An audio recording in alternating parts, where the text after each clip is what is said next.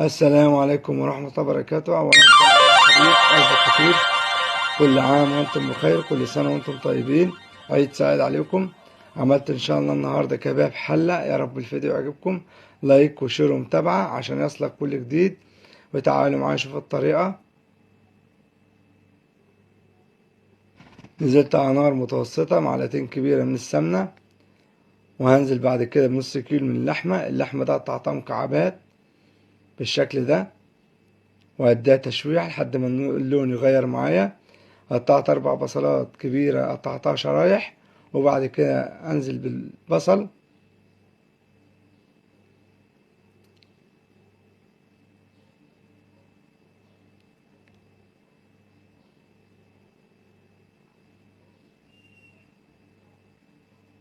وهكمل تقليب.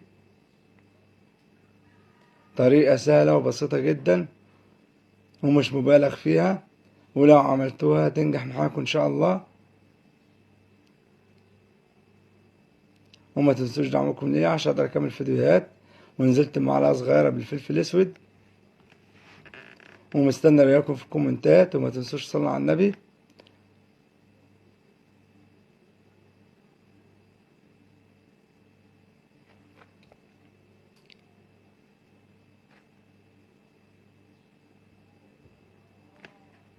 وأبدأ أغطيها بالشكل ده. بعد ما غطيتها وسبتها شوية، قلبت كمان.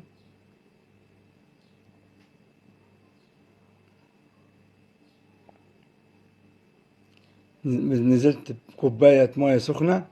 المية السخنة أنا عايز 3 كوبايات بس أنزلهم بالتدريج، وأقلب كمان بالشكل ده. ونزلت ببصلة كمان متقطعة شرايح،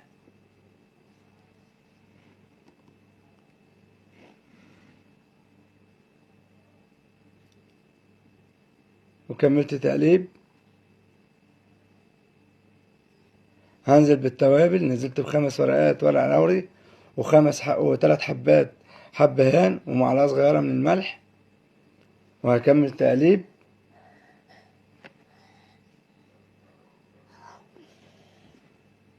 بالشكل ده، وأغطيها أسيبها شوية. نزلت بمعلقة صغيرة من الثوم المهروس، وكملت تقليب، وأغطيها وأسيبها شوية.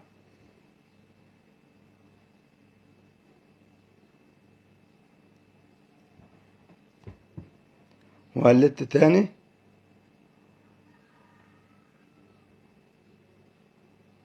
ونزلت بالكوباية التانية مية سخنة.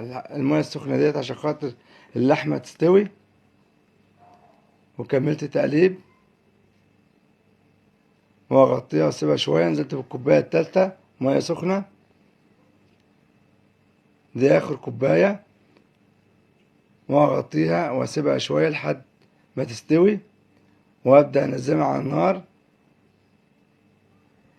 بعد ما استوت وبقت تمام اهي زي ما حضراتكم شايفين، أبدأ أغرف وأنزل بيها في الطبق. عملت شوية رز جنبيها، ونزلت بالكباب الحلة بالطريقة دي، أعملها زي هلال.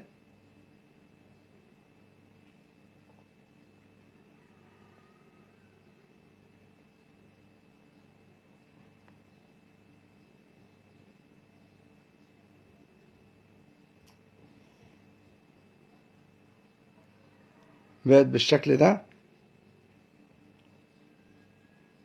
طريقة سهلة وجميلة جدا. وألف هنا والشفا، وصلى على الحبيب قلبك يطيب. وما تنسوش دعمكم ليا عشان أقدر أكمل فيديوهات، ومستنى رأيكم في الكومنتات. وما تنسوش تصلوا على النبي تاخدوا ثواب الذكر بالصلاة على النبي. وألف هنا والشفا، وصلى على الحبيب قلبك يطيب.